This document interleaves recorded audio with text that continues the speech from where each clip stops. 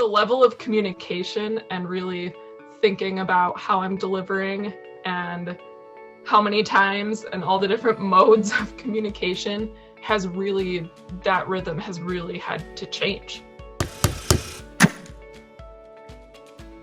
Hey, Danielle, welcome back.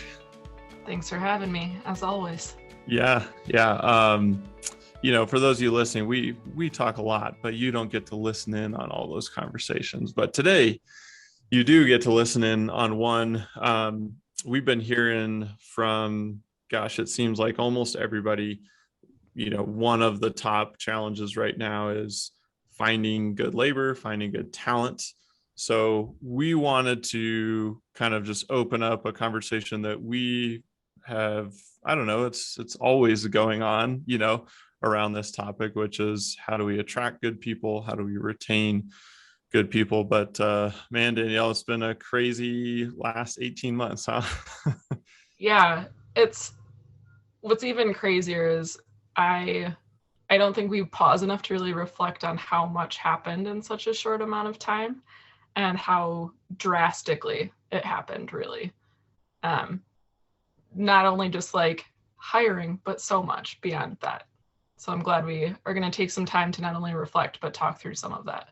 Yeah. It's kind of funny as you say that. I'm going, part of these podcasts is for us too. Obviously we hope you guys get a ton of value out of this, but it's kind of that, what you just said, pausing and reflecting, going, what we talked about doing all these things, what did we actually do? So let's maybe start there, just for context, since March of 2020, on like the hiring and retention front, hit us up with some stats. Yeah. So to set the scene, first of all, just for some context, in March of 2020, I think we had 9 full-time employees, somewhere like between 7 and 9. 9 was the number I had in my head too. Yeah. And since then, we've hired 18 people and 15 of them are still with us in that amount of time since March of 2020. So I had to do some digging, make sure I had those numbers right, because I was not expecting that. Yeah, I wasn't either. I had jotted down that question and I figured it was going to be like 10 or something like that. So that's a lot of people in a short amount of time, especially, for a company like us where, we've been at this 11 years. So we were kind of hitting that 10-month or 10-year mark last year and just getting to about, 9 or 10 people or whatever it was. And then to go through that, rapid growth and rapid hiring process, we definitely had to make a lot of intentional moves. So kind of want to break some of those down and just talk about, like, first, what have you done to kind of attract the right type of people? Because obviously you don't just want any old 18 people just jumping on board. Yeah. There are so many layers to this question. I'm glad that you pointed out that this is helpful for us too. It's almost like a little therapy session where we get to talk about, like, look at all these things that we did in such a short amount of time and like, how did we get here? Where are we going now? But one of the decisions that you made before any of this even happened, fortunately for us, was really being able to divide your role so that I was focused on the day-to-day operations and getting everything done, so you could be freed up to focus on growth and continuing sales and product development, that whole side. So just having one person whose sole focus was figuring this out was a huge piece of that puzzle that I don't think enough people talk about, that it is a full-time job and it takes creativity, it takes so much communication and follow-up and learning, and that doesn't get enough credit right there. That if you are the owner of a business, first of all, and you don't have a second in command or someone who's really focusing on attracting and retaining top talent, that's a huge piece of the puzzle that's missing in my opinion. Yeah, it took me a lot longer than I wish it had to figure that out, because yeah, as soon as we did that, we kind of divided the house, so to speak, to more like operations and growth. Yeah, in a way, everything, I don't want to say easier, but it just got more clear, like you were focused on that side, and then I could push marketing and sales a lot more, which kind of spurs the need for more of the hiring, retaining piece. And I know when I was doing both of those roles, you focus on marketing and sales, you grow, you land new projects, new clients, whatever your business is, and then you go, okay, now I need to hire. So then you shift gears, and it takes a lot of brain energy and a lot of momentum building. And then you kind of stop focusing on marketing and sales. And so I feel like that's why you end up really getting stuck, or you kind of go through these cycles of up and down, and you can't just propel forward. So yeah, that certainly helps. So what else? You said there's multiple layers to this question. Yeah. So one of the pieces of your role also is really defining our core values and what our culture needed to look like, not just today, but tomorrow, in 2 years, in 5 years, in 10 years. Because if we don't know what we want Builder Funnel to be in 10 years, how can I start hiring the right people today, first of all? So that was another thing that was really under your hat that set me up for success in starting to attract and hire and retain the top talent that we needed to grow at such a quick pace. So I would be remiss if we didn't talk about core values and how that plays into what we've been building here. Yeah, I think it's a good point, and it's kind of interesting. For me, I feel like I'm the classic visionary. You're very much a integrator type role. If you guys haven't read Traction, and then the follow up is Rocket Fuel. Rocket Fuel, it was just like light bulb after light bulb when I was reading that book, because he basically breaks down those roles as, hey, the person that's setting the vision and the destination, and that person usually struggles like in the weeds, or even in the system building or system following. I'm okay at building systems. I'm really terrible at following those systems. Whereas that's, an area that you really shine. You're like, okay, give me some direction, give me some boundaries, and then just run. And so, yeah, I guess just to flip it back, like I laid out some of those things, like the vision and the core values and the mission statement and some of those, but that's an area where I fall flat in the like daily, weekly implementation or focus on those. And I think we'll talk about that a little later. But that's where you really were able to take that and turn it into, okay, these aren't just words on a wall. It's like, what do we do? Are we living them? Are we breathing them? So yeah, we can dig into that a little bit later, but yeah, what are some of these other layers here in this question? Yeah. So this might be much more specific to us, but I do think this still applies in every industry right now. But the adaptability to figure out remote culture and how to translate not just like who we are in an office space and those core values, how they play out in an office space and when we're always together, but what does that look like when now for us, we started hiring full-time remote employees who had never even lived in Colorado Springs, which previously everyone had at least lived in the Springs and worked in the office, even if for a year before moving away. So we already had some of that remote culture component in place, but solving for now new teammates have no shared memories with anyone on the team. They're totally remote. They have only ever been in their home office while working for Builder Funnel. And figuring out how do we start sharing memories? How do we bring people into the fold of our like fun facts and getting to know each other? And how do you feel like you're part of a team and see what you're doing every single day matters to the end result and helps our clients grow, our team grow, our company grow? How do you do that full-time remote now? So that was another huge obstacle that we ran into and solved for quickly, fortunately, because we already had a little bit of, we'd already dipped our toes in. But now it was like we were diving in head first and we were hiring almost 18 people full-time remote in such a short amount of time. Yeah. Yeah, basically a person a month. And Yeah, all remote. Yeah, so basically, splitting operations and growth was one part of it. Having defined culture and core values, figuring out remote culture, anything else, and kind of to set this. And then we're going to dive into all of these because there's really tactical things I think that people can take away from each one. Yeah, I would also say playing into that adaptability, but knowing that you're just going to have to test and learn things as you go, because I wish I could say I knocked it out of the park on the first try. And in many cases, we did.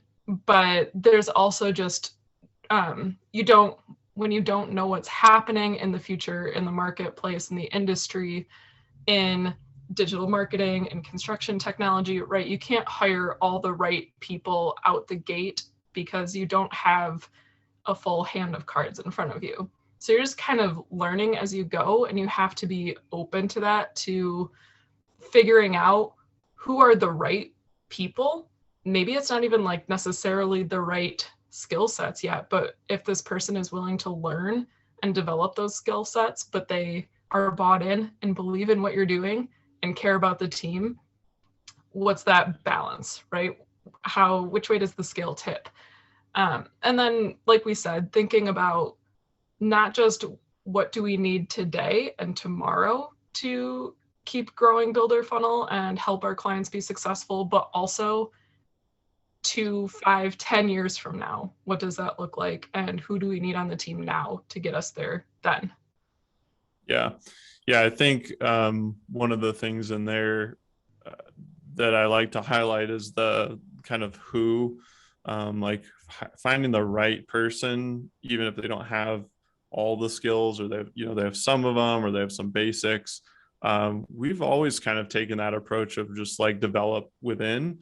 And you do have people that end up leaving, because they're looking for faster growth, or it puts them on a trajectory, like they learn a whole bunch and then they find they can go somewhere else and continue their path, or they just found out that, hey, this wasn't their passion or whatever it was. And so you do have churn through that process. But to your point, like the people that are bought into the mission and the vision and the culture, um, they learn the skills, and they're motivated to learn the skills and develop those skills. And then you get that like compounding nature of time, where they just have a lot of context about your company, plus they're compounding all these skills. And obviously we have a culture that is very much growth oriented in terms of like personal improvement. So I think that tends to, I don't know, keep that cycle going. But yeah, at this point in the game, it would be, I don't think I could go to just like, oh, we need this amazing skill. This person has it, just go get them. And then I hope that they'll fit in, because we've had some people that weren't a good culture fit and they just don't last long. And it just ends up not working out, and it brings the rest of the team down. And so it ends up, you think you're getting something really positive, and it ends up having so many more negative side effects. So, yeah, just interesting, because you always think, oh, skill, I need skill. And you hear that a lot in remodeling. I need skilled labor, I need skilled talent. Yes, but maybe it's time to build those training programs, and bring people from the ground up. Okay, so those are kind of like some big steps that we've taken. What do you feel like the result has been? You said like some things have gone well, but maybe other things haven't. We don't have a full hand of cards, or however you phrased it. Yeah, I don't know if I said that right. I'm I don't know. It sounded notoriously bad at like common phrases. Um, yeah, I think there have been a lot of results. One one of the biggest lessons I've had to learn, because I think like you said, I'm an integrator, and I like to get things done, and like I thrive off of solving and moving forward. So one of the biggest lessons I had to learn was that Builder Funnel can't be everything to everyone.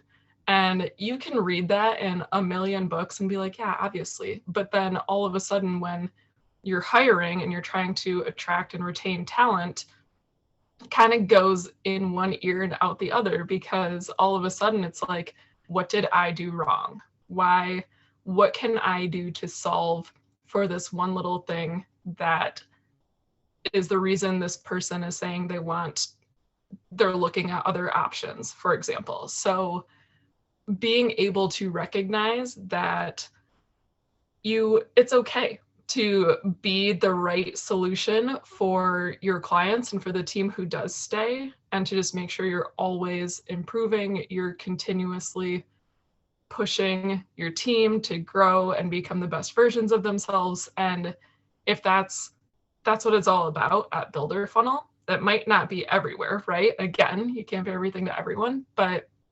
really being okay with that was probably my first biggest and hardest lesson that I had to learn when I had to adapt to hiring quickly and building these training systems and onboarding processes so quickly. Is we are the best solution for many clients and many people on our team, and that's enough. That's good.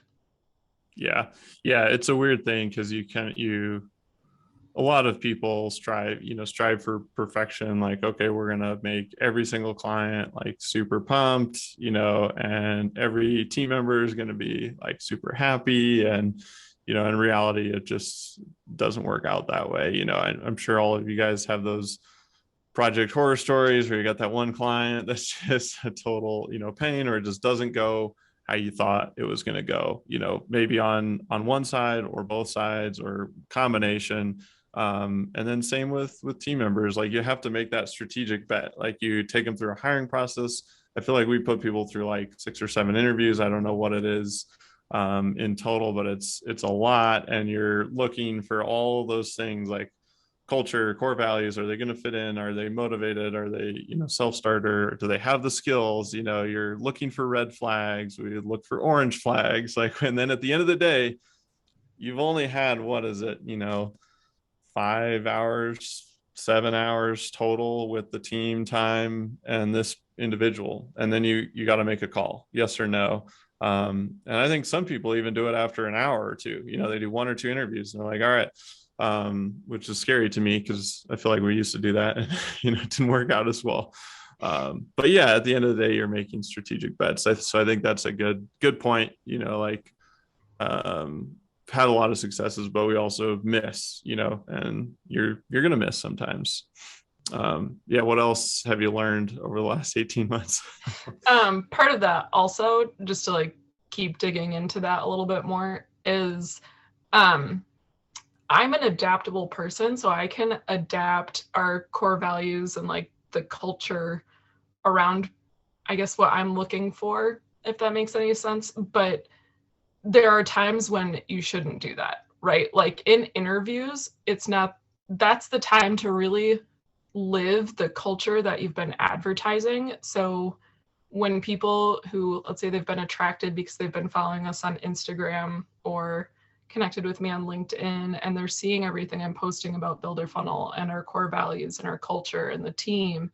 And then if they say something that is, let's say it's a yellow or an orange flag, and I'm like, well, I could adapt this core value around that. You do always want to be learning about whatever, for example.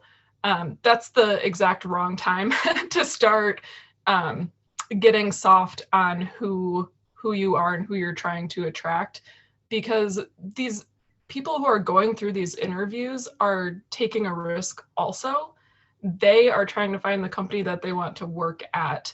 And as long as I am super firm and representative on what our culture is, what we're looking for, who we are today, who we're going to be, then that will attract the right people who are bought into that and who want to be a part of that movement. And I don't need to go and like adapt to what they're looking for into 5-10 years, right? I will just naturally be attracting and talking to the people who are already bought into what we're doing here now. Yeah, I think that's a great point. All right, I want to shift gears and get into some more tactical stuff. we kind of talked about different steps that you've taken, trying to figure out the remote culture. We obviously hire with the basis around core values and culture, and then look for skills after. I'm just curious, like what have you put in place, or what has the team put in place just on like a daily, weekly, monthly rhythm, that are things that connect in those core values or the culture, and especially remote or not, but those things that help kind of bond people together? Yeah. I mean, number one is culture. So I'm going to dig into that a little bit. And even in this instance, I had the opportunity to learn that I can't do everything. And sometimes things are done far better when I'm sharing that ownership with everyone on the team. So, for example, core values is a huge piece of our culture. And it was clear at some point when we were hiring very quickly that there was less of an emphasis on a few of the core values, just because we were hiring so rapidly and I was trying to do everything, right? So a really fun piece of feedback that I got around that was on our daily stand-up meeting. If on Tuesdays we recognize ourselves for a core value that we're living, and we get to kind of give ourselves recognition in front of the whole team. And then on Thursdays, we recognize someone else on the team for a core value that they're living.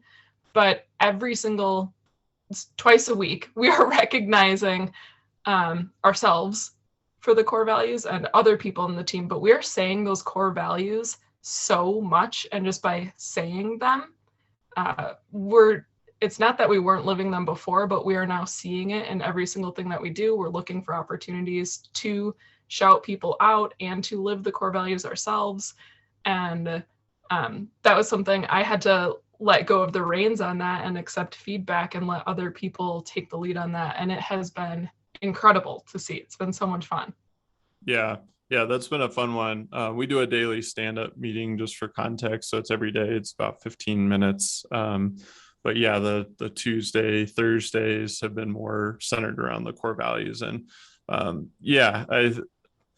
it's funny hearing you describe that as a lesson, because I realized that I had to give up a lot of the like operation stuff, and then you do that way better than I was doing. And I feel like that happens at a lot of those growth levels, where if you feel like you're in that state of overwhelm, or you're just like things aren't clicking, like you probably need to delegate some things and release, like you said, release ownership, because you would shout people out, but you're not seeing everything that's going on, and you're not in all the meetings, and there's no way you can be. And so, yeah, it's been super rewarding to see other people shouting out each other for different things. And then you're learning about what's going on. You're like, oh, that's cool. And it gets you more jazzed about what your whole company is doing too, because you kind of get that insight as well.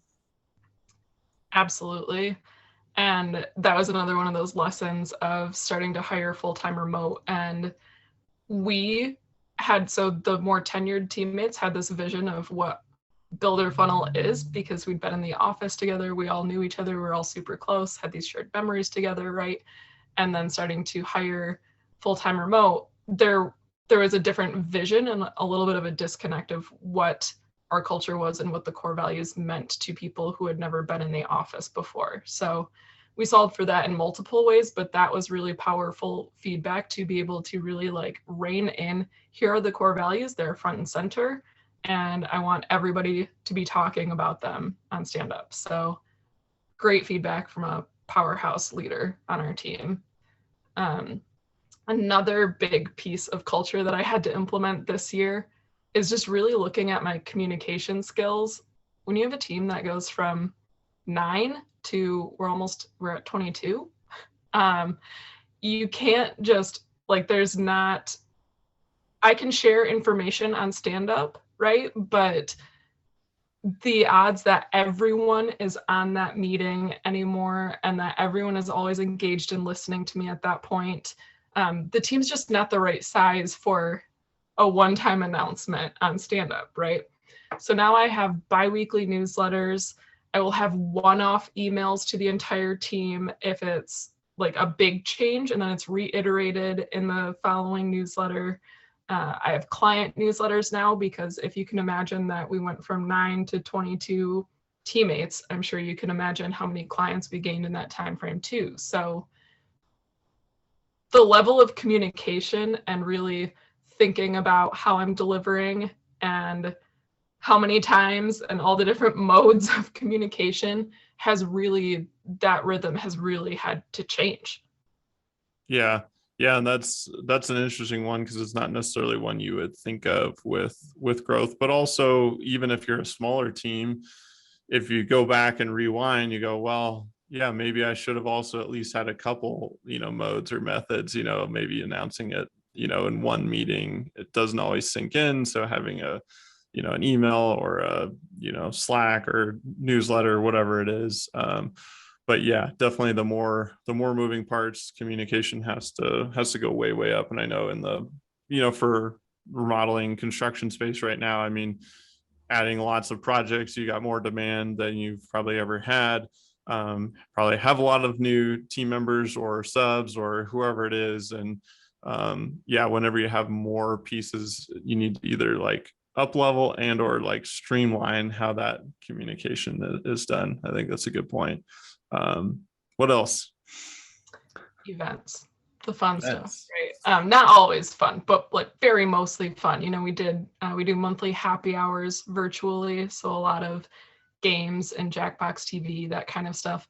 Another thing that I had to give up control of hosting all of them, and now I pair up two teammates who don't work together every day, and they plan it together, and they have been a million times better than I ever could have done, right? We have our book club, so we have monthly book club meetings. We have our weekly, we call it jam session, but basically training the team. So one person on the team is teaching us all something new for an hour. We have passion projects. We have community outreach. We adapted a trail in Garden of the Gods. So we'll go and clean that up. Those events that really tie the team together. I know I keep harping on this, but those shared memories and being able to like really know each other, not just 9 to 5 Spencer, but like, who are you? What do you care about outside of our 4 walls, our 4 virtual walls, and caring about who the team is inside and outside of work. And these events are the best way to really get to know each other outside of a work context. Yeah. You mentioned the shared experiences a couple of times, and I feel like it was Kelly on our team that mentioned that last year. So I think she had just come on a few months prior. And then we did a company retreat. We were up in the mountains last August, and that was like the first chance for a lot of remote team members to meet each other, but meet the office team and just all of us to connect in person. And I feel like that was when it came up. She's like, yeah, the culture of builder funnel really like sank in around that time. Because you just get, I forget who it is. Oh, it's Seinfeld. He calls it garbage time. But he's like, I like the garbage time. That's just this, we're hanging out. It's unstructured. You're talking about whatever, you're doing whatever. And you just get into these conversations. Stuff starts, happening. You connect at a deeper level. And I feel like that triggered a lot of those shared experiences for those team members. But I literally had never thought about it that way. You just start going, and we had people in the office, and you just start hiring, and then we had people go remote, but they like you said had those shared experiences before because they were in the office, and then to go to full-time remote. But even for any new people, they don't have all those shared experiences. So I think anything you can do to encourage those faster, quicker, with more people on the team, that adds a lot of those like sticking points just with the people. It's like, I like being with these people. I like knowing about these people. And that's something I never would have guessed until it just like hit us over the head. And I'm glad she mentioned it. Yeah. Yep. Shout out to Kelly for always be teaching. Yeah, always be teaching us how we can improve. All right. Well, let's hit a couple more that maybe you just really excited about are cool things that maybe other people could adapt those ideas. And then I want to move on to maybe some tactical things that we can give, remodelers that are, maybe struggling to find talent. Yeah, I think being able to recognize that different things motivate different people, right? So for some, it's growth opportunity, knowing that they can come to your company and that you do promote from within. You invest in training and developing people. You have review processes so that they know where they stand and how they're doing and how they can improve. There's that open communication with their supervisors.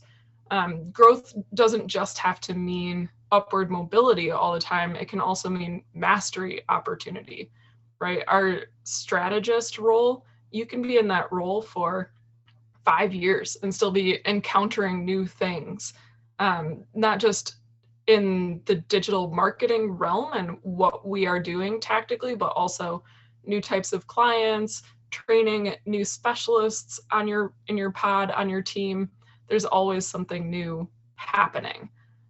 Developing trust in the team and in leadership, I think that's super important. That was another big lesson in why I had to increase my level of communication and my modes of communication, because when you have 22 people instead of 9, there's a lot more, takes more communication to get everyone on the same page and to understand big picture and recognize that not everybody sees my spreadsheets and what's going on in my head, right? I have to be able to communicate that and people in a way that people trust me and put their trust in me and choose to stay at Builder Funnel to see it out. Appreciation, I think, is a really overlooked one. It's so simple, but even those Thursday shout outs for the teammates and Friday wins on stand up, also people will shout out one another. And it's really powerful to see the excitement around recognizing people on the team and cool things they're doing for clients, for the team, for Builder Funnel marketing, being hired full-time from the internship, being promoted from specialist to strategist. We're constantly shouting one another out. And that level of appreciation, I think, is harder to achieve the larger you get. So it has to be very intentional, and some of that ownership has to be on junior leaders across the team, and it has to come from everyone. It can't just be you and I always recognizing people and shouting them out and letting them know we appreciate them. Some other ways to show appreciation too, through surprises. For example, we had to fire a client because it just wasn't working for either of us. We weren't the right solution for them. And we tried to be, and again, getting away from like what Builder Funnel does best. So it wasn't the right solution. So amicable parting, but I wanted to shout out the team that tried so hard to retain them and to adapt and to be the best solution for this client. And just sending out a $20 gift card. I mean, I got a teary thank you for that, for showing a little surprise appreciation and just the recognition that thank you for working on this for so long. We couldn't have gotten this far without you. And just paying attention, things like that. Hearing other people shout out one another, and really, I take notes. I write down when other people are shouting people out for things that I wasn't aware of, so I can follow up and also Slack that person or text that person and say, hey, that's so cool. Thank you for doing that. Can you tell me more about it? So the team knows I'm interested in them and I care about all these things they're doing, even if I don't see them. I want them to keep doing the right thing, even when I'm not looking. Those are huge. Yeah. It's interesting as you're describing this. I'm thinking to myself, like, this is another one of those like classic, perfect examples of I know to do that and just don't execute on that. So perfect, like integrator versus visionary again. Like if you guys haven't read Rocket Fuel, I highly recommend it. But like my wife's really good at this. Like she already knows like all of the Christmas gifts that we're getting in July, because she's like, yeah, haven't you just been paying attention and like listening to what people have said? Like they need this, they want this, they and it's the same, like you're just describing that. I'm going, yeah, you're seeing these things, you're kind of identifying, you're taking note, and then it's the acknowledgement of that. And it's like very simple, but it does take intention, to your point. So yeah, I like that example because it can go a long way, because people can just be sitting there doing their job, working really hard, and they feel like nothing's being noticed. And that's just the acknowledgement. Like, I see you, I appreciate you. It doesn't have to be a huge monetary thing. It probably doesn't even have to be monetary. It's just that acknowledgement. So yeah, I love that. Well, let's shift gears and talk about maybe some tactical things that people can be doing. Hopefully at this point you've heard several things that we're doing or have tried or in the process of doing that you can adapt for yourself or try out. I think it has to be authentic to your culture and your core values. So don't just like copy paste, and figure it'll work. But I think a lot of these, are generic enough that you can kind of apply the template and test it out for yourself. But anything that you've been thinking about, just our audience of remodelers, our industry, like they're going through a lot right now. What are some steps to start attracting and or just retaining and making sure they keep their really strong people and they don't lose them? Yeah, well, that last bit, you really nailed it. That's the takeaway lesson. But if we're applying the inbound marketing methodology to attracting and hiring and retaining the right people on your team, not just the right customers, right? So starting with brand awareness and just gaining more attention, increasing that traffic and that viewership so more people know what you're doing. Anybody who identifies with what you're doing is going to be more willing to either connect their network with you or to share what you're doing, or maybe they're just waiting for that right opportunity to reach out to you. So one of the bigger shifts that we've made is really focusing on our brand awareness on our social media platforms and talking a lot more about the team and what we're doing behind the scenes, what our core values are, what we are thankful for on Thursdays, who we're following on Follow Fridays, all of those kinds of, it's like a sneak peek of what it's like to be at Builder Funnel and be a part of Builder Funnel.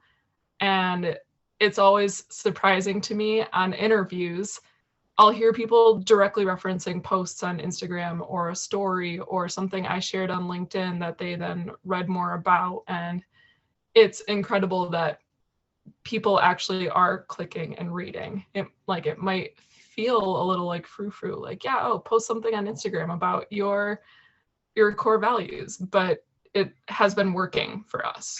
People care. Yeah, they People care care. about, they want to work for a company that they feel like they can be a part of, and it's got a community that they enjoy, as well as has the growth opportunity and all those other components. But yeah, today people are really, especially younger generation, they're looking for those other components, like the holistic package. So yeah, I think it can, like you said, sound frou-frou, but it's legit, really think about it.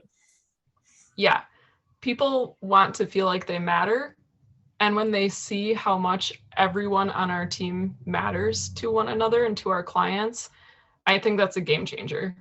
And it's been so fun to include our Teammate Tuesday videos and client newsletters, stuff like that, and have clients comment on our LinkedIn posts saying how much they love working with that person, right? It's not just showcasing that we love our team, but our clients love our team and our team loves working with our clients. It's just this very healthy ecosystem, really, of respect and appreciation and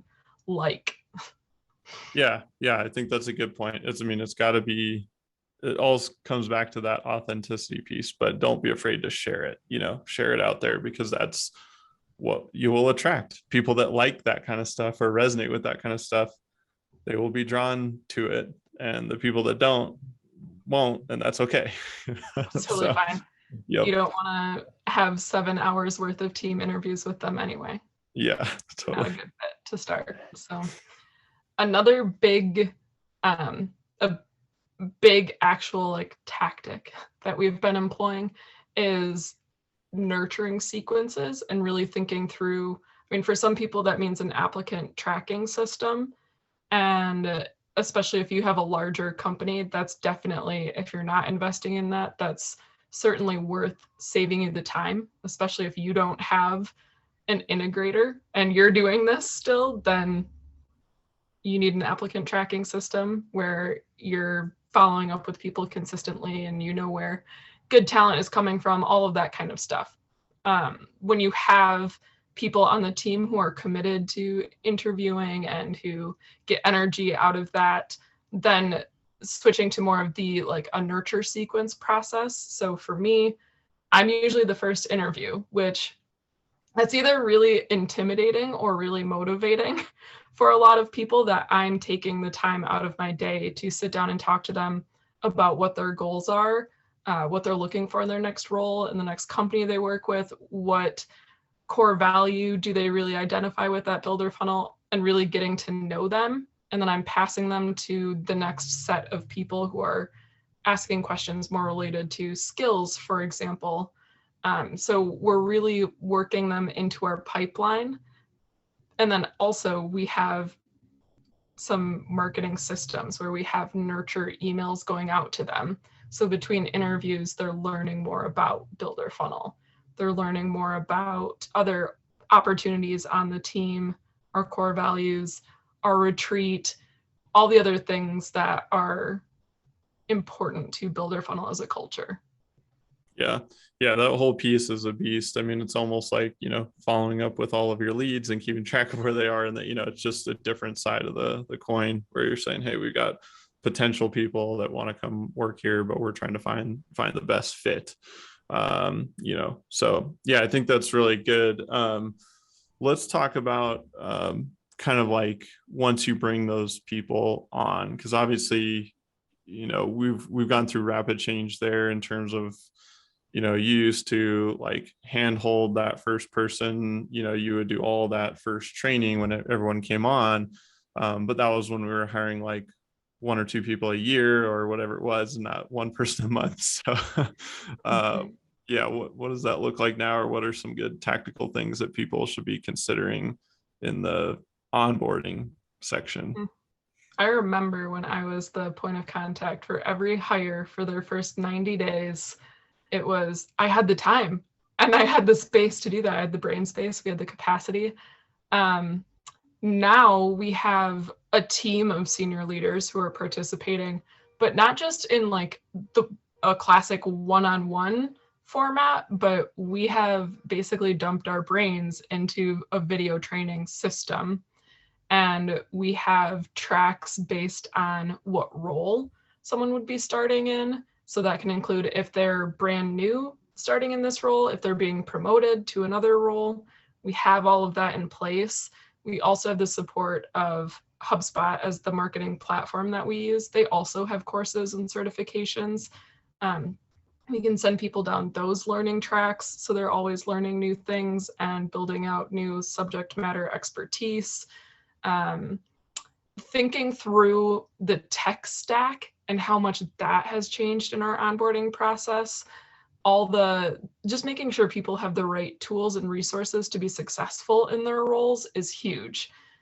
Thinking about who's doing the training, are they someone who's super bought in, or are they just the next person who is just successful at being onboarded, right? Thinking through long-term, who do you want having their hands on your next generation of talent if you're trying to really onboard them and retain them and keep developing them? And what is their impression of builder funnel in those first 90 days? That's so powerful and impactful when they're seeing everyone on the team shouting each other out for core values and seeing pictures in our newsletter from our annual retreat, or like this week is virtual inbound and everybody on the team got tickets to that and is attending and slacking about it in our internal chat system, right? So making sure that everybody really feels a part of the team from day one. Yeah, I think that's really good. There's a lot in there that was good, but I want to rewind to the beginning just to highlight one thing. You talked about like downloading our brains and creating like training tracks. That was one of the more difficult things I feel like we did in the last 12 or 14 months. But also probably one of the most valuable things that we did. And we got our leadership group together. We took a whole week or most of a week, off and on with some meetings and stuff, but really nailed down all those SOPs, the processes, the who needs to learn what and when, which roles need which pieces, and which pieces do they need to learn first to make them, most productive. But then, that's twofold, because when they're most productive, they feel the best because they're like, wow, I'm new and I'm already doing stuff and contributing, and kind of like factoring in all of those things. And then we just all shot and recorded videos and uploaded them into our internal system. And that was a bear of a project, but I didn't want you to breeze over like the detail of that, because I would highly recommend that for anybody listening. Like if you have roles that you are, well, any role, you really should create it for any role, but especially the ones that you're hiring and training for most often or will need in the near future, it will save you so much time, so much time. And people can refer back to it, So it's like, hey, if there's a perfect way to do it, like here's the way. And then if people need retraining on it, send them back to that and then do some follow-up and see if they have questions, but then you're not in the weeds one-on-one. So all right, any final thoughts to wrap us up, and then we'll move to the last segment. Retention. I know that was kind of the your last mic drop queuing up this whole section, but thinking about retaining your team, it's the decisions you make today aren't necessarily just geared towards retaining the team that you have today, but thinking about who you will be retaining in the future. So when you're making those big decisions, when you're sending out those newsletters and communicating, when you're sharing core values and shouting out teammates, all of these things, the end goal is that you are retaining the right people on your team, that you will be successful in 10 years with the people who you have on your team, who you are attracting and retaining right now. So you can be doing all of the steps before this and then not focusing on that retention piece, and you're still going to keep bleeding people, and you're going to have to keep hiring and feel like you're getting nowhere. So the retention piece is probably the biggest piece of the puzzle, and certainly the trickiest one, because like we've been saying, everyone's different and everybody is motivated by different things. People feel appreciated by different gestures, and you have to genuinely care about your team and have the leadership in place that cares about the team and is bought in and wants to retain people. Yes. Yeah. And it's retention of team is one of those things where, like, if you just kind of talk about it up high level, you're like, yeah, of course it's important. Like, and then when you want to focus on that, whether it's, training time, setting up those training resources, thinking about benefits, thinking about the events, the shared experience, like a lot of the stuff that we talked about today, a lot of it is takes intentionality, time, effort, sometimes dollars, and you're like, these things are all taken away from just production, right? Like getting jobs done, like moving things forward. But if you really want to like break it down and look at it from a more of a monetary perspective and take out like the so-called frou-frou part of it or whatever, think about like hiring somebody on and then having them be there for 6 months to a year and then leaving. You're probably looking at like a lost 6 months plus to then have to rehire, retrain, and re-get somebody up to actual like production level speed. It's probably longer, so if you think about the cost of that, nominal investments into retention are well worth it from that perspective. And just the fact that like all of your time lost of posting the job, like hiring any team members that hire, like running them through screening, all those things, it just sucks you away from growth. So if you want if you want to run some numbers on that for your own business, like that should back it up. But yeah, to your point, like retention is so critical. A really quick yes yeah. And on that is the classic saying of you're most likely spending way too much of your time on the people who aren't working out. So if you're shifting that mindset and pouring into the people who are engaged and who have high attendance on team meetings and are shouting out everyone on the team, the people who are really pushing your culture forward, and they're a pillar of culture, they're always learning, they're engaged, all of the above, those are the people who deserve your attention. If someone's struggling, of course, help them out, but make sure that that's not taking all of your attention away from the people who are killing it day in and day out. Well said. Well said. All right, let's move to the fast five and we'll wrap up. All right, Danielle, I'll hit you with 5 rapid fire questions. Say whatever comes to mind. First question, favorite business book and why? A recommendation from you after having read Traction and Rocket Fuel and Who Not How. So first, shout out to those. They're good lead-ins to this. That's cheating, but Your Next 5 Moves by Patrick Bet-David. Fantastic book in everything that we're talking about right now, making decisions for in 10 years, not just tomorrow, right? So looking at all of the ripple effects of your decisions. Love it. Yep, that's a good one. All right, who is the most inspirational person in your life? I'm going to be honest, I'm really glad you sent me this one in advance because I had to think long and hard about this one. My dad. My dad moved to the US in his late 20s. And he didn't know the language. He didn't have a job.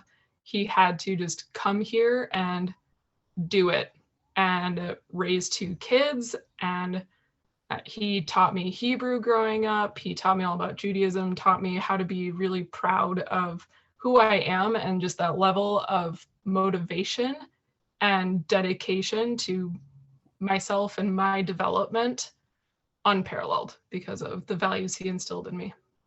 Awesome. Very cool. All right. If you could have one superpower, what would that be? Languages. I don't know if this is a real superpower. I think it is, though. I think it is. So just you knowing all languages, basically? Yes. Yeah, I don't want to read people's minds, so it's not that level of communication. That would be my nightmare. But being able to communicate with anyone in their language. Cool. All right. Describe yourself in 3 words. Do hyphens count? Hyphenated words. Is that yeah, 2 sure. We'll give it to you. Yeah. Growth mindset. 1. Dedicated and authentic. All right. Final question. If you could leave our listeners with one piece of advice, what would that be? Don't take everything personally. It is not about you. People are making decisions for themselves. It feels like it's about you. It isn't. Excellent. Good final thoughts there. All right, Danielle, thanks so much for joining me today. Yeah, thanks for having me, and good luck to everyone out there. Keep attracting and hiring and retaining. You will see the value year over year.